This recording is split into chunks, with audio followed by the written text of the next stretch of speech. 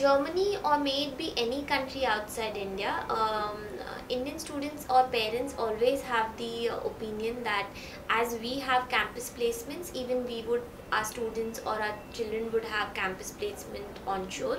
But this concept runs only in India. They call it as job fairs. They have career fair or job fairs over there, wherein they call the employers or the industry people the universities associated with.